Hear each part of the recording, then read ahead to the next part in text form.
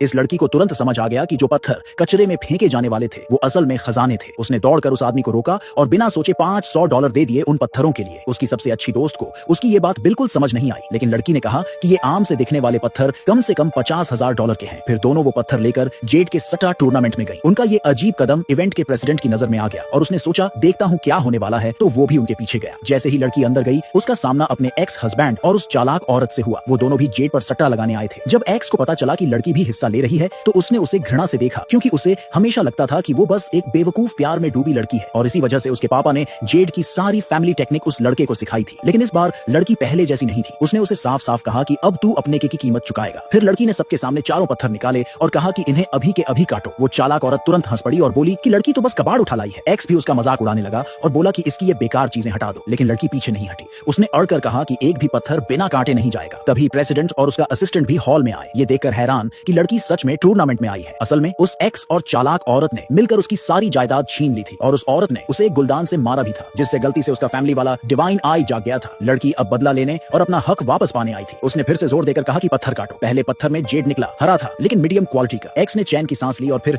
हंसते हुए बोला कि इसे कुछ आता जाता नहीं है। लड़की ने तब उसे एक शर्त दी, दोनों एक एक पत्थर चुनेंगे और जो हारेगा उसे सामने वाले के पत्थर की डबल कीमत देनी होगी। एक्स जो कि जेड की दुनिया का पुराना खिलाड़ी था, उसे लड़की की बात से बहुत बुरा लगा और उसने शर्त को 10 गुना तक बढ़ा दिया। तभी प्रेसिडेंट ने बीच में आकर कहा कि उसके टूर्नामेंट में कोई भी शर्त हो उसे निभाना जरूरी है। एक्स ने नाटक करते हुए कहा कि अगर लड़की उसके सामने घुटनों पर आकर माफी मांगे तो शायद वो उसे माफ कर दे, लेकिन लड़की ने बस एक ठंडी सी मुस्कान दी और बोली कि इस बार तू पक्का हारेगा। उसने तो ये तक पूछ लिया कि क्या तुझमें हिम्मत है अपनी जान तक दांव पर लगाने की। सारी भीड़ हैरान रह गई। उसकी दोस्त ने उसे रोकने की कोशिश की, क्योंकि टूर्नामेंट की शर्त एक बार लग जाए तो वापसी नहीं होती। एक्स और वो दूसरी औरत फिर से उसका मजाक उड़ाने लगे, लेकिन लड़की ने उन्हें पूरी तरह इग्नोर कर दिया और सीधे एक्स को चैलेंज किया, हिम्मत है तो बोल या डर गया। प्रेसिडेंट को यह सब बड़ा मजेदार लग रहा था। उसने कहा कि वो खुद इस शर्त का गवाह बनेगा। फिर उसने किसी को पिस्तौल लाने को कहा। पूरे हॉल में सन्नाटा छा गया, लेकिन एक्स अब भी बहुत कॉन्फिडेंट था और बोला कि प्रेसिडेंट ही लड़की को साफ कर दे। ड्यूल शुरू हो गया। एक्स ने सबसे पहले अपनी पत्थर चुनी। जब लड़की अपनी चुन रही थी उसकी दोस्त फिर से उसे रोकने लगी और बोली कि प्रेसिडेंट से मदद मांग ले, लेकिन उससे पहले ही लड़की पत्थर उठा चुकी थी। प्रेसिडेंट ने नोटिस किया कि लड़की ने वो पत्थर चुना है जो वहां स्टेप के लिए इस्तेमाल होता था। उसने बोला कि वो तो असली जेड जैसा कुछ नहीं है। एक्स को फिर मौका मिल गया लड़की को नीचा दिखाने का और लोग भी लड़की के खिलाफ बातें करने लगे। तभी लड़की ने किसी की बात सुनी भीड़ में से। कोई कह रहा था कि एक्स को उसके टैलेंट की वजह से